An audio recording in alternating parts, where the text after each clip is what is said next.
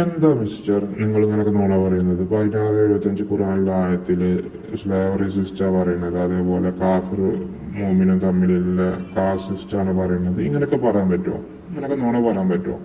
ഇന്നത്തെ കാലത്ത് ഒന്നല്ലെങ്കിൽ ChatGPT പോലത്തെ മോഡേൺ ടെക്നോളജിയുള്ള കാലല്ല. അപ്പൊ ഇനി ഒന്നും വേണ്ട, നിങ്ങൾക്ക് ഇത് മറുപടി പറയാൻ വേണ്ടിയിട്ട് ഞാൻ ഈ കാര്യം ChatGPTയോട് തന്നെ ചോദിച്ചു. ഇപ്പൊ ChatGPTന്ന് കിട്ടിയ മറുപടി ഇതാണ്: ഇത് ഈ ആയത്ത് മൂമിൻ വേഴ്സസ് കാഫിർ എന്നുള്ളതല്ല. ഇത് ദൈവവിശ്വാസം അന്ധവിശ്വാസം തമ്മിലുള്ള ഇതിനെ കുറിച്ചിട്ട് പറയാനുള്ള ഒരു ആയത്താണ്. അതായത് അന്നത്തെ കാലഘട്ടത്ത് സ്ലേവറി സിസ്റ്റം ഒക്കെ നടന്നുകൊണ്ടിരിക്കുന്ന ഒരു കാലഘട്ടമാണ്. അത് ഇസ്ലാമിന് മുമ്പേ വന്നൊരു കാര്യമാണ് ഈ അടിമത്തം. അപ്പൊ അന്നത്തെ കാലഘട്ടത്തിൽ ഒരു ആയത്തിറക്കുമ്പോൾ അന്നത്തെ ജനതകൾക്ക് മനസ്സിലാവുന്ന രീതിയിലാണ് ആയത്തിറക്കേണ്ടത്.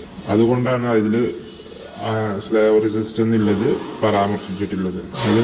അതിൽ അന്ധവിശ്വാസത്തിനെയാണ് സ്ലേവ് എന്നും, പിന്നെ അപ്പൊ അതിൽ അന്ധവിശ്വാസം ദൈവവിശ്വാസം തമ്മിൽ എന്താണെന്ന് പറഞ്ഞു മനസ്സിലാക്കാനാണ് സ്ലേവ് എന്നുള്ളത് ഉദ്ദേശിച്ചിട്ടുള്ളത്.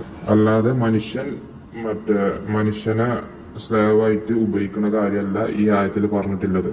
അന്നത്തെ കാലഘട്ടത്തെ ദൈവവിശ്വാസം അന്ധവിശ്വാസം തമ്മിൽ തുല്യമാണോ എന്ന് ആൾക്കാരെ പറഞ്ഞ് മനസ്സിലാക്കാനാണ് സ്ലേവറി എന്നുള്ള വേർഡ് ഉപയോഗിച്ചത്. സ്ലേവ്സും വ്യക്തി ആളും തമ്മിൽ ഒരുപോലെയാണോ എന്നാണ് അവിടെ ഉദ്ദേശിച്ചിട്ടുള്ളത്.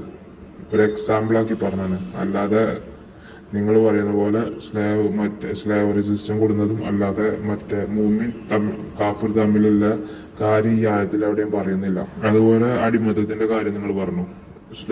സ്ലേവറി സിസ്റ്റം ഇസ്ലാം വരുന്നതിന്റെ മുമ്പ് റോം, പേർഷ്യ, ആഫ്രിക്ക, ഇന്ത്യ പോലെ എല്ലാ രാജ്യങ്ങളിലും ഉണ്ടായിരുന്നു.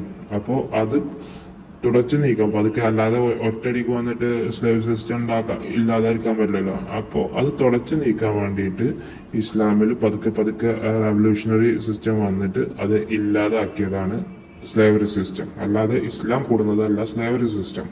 പിന്നെ ഈ ആയത്തിനല്ലാത്ത വേറൊരു ആയത്തില് ക്ലിയർ ആയിട്ട് പറയണത് എന്താണ് മുസ്ലിമും നോൺ മുസ്ലിമും തമ്മിലുള്ള വ്യത്യാസം. മുസ്ലിം എപ്പോഴും ജസ്റ്റിസും കൈൻഡ്നസും തമ്മിലുള്ള ഡിഫറൻസും ആയിരിക്കണം.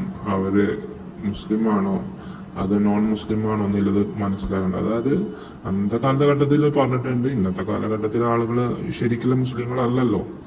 ആരും ഖുർആനും പഠിച്ചിട്ടില്ല, ഒന്നും പഠിച്ചിട്ടില്ല. മുസ്ലിം പേര് മാത്രമേ ഉള്ളല്ലോ. അപ്പൊ ഇന്നത്തെ മുസ്ലിംസിനെ വെച്ചിട്ട് കമ്പയർ ചെയ്യരുത് ശരിക്കുള്ള മുസ്ലിംസിനെ വെച്ചിട്ട്. ഓക്കെ, ഇന്ന് വെറും പേരിന് മാത്രമുള്ള മുസ്ലിംസ്, അവരെ പ്രവൃത്തികൾ വെച്ചിട്ട് എല്ലാ മുസ്ലിംസും ഇങ്ങനെയാണെന്ന് കരുതരുത്.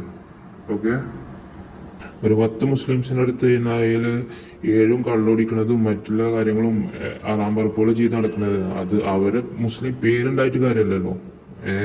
അള്ളാനെ വിശ്വസിക്കുന്നവര് എന്ന് പറഞ്ഞാൽ മര്യാദക്ക് നടക്കുന്നവരുണ്ട്.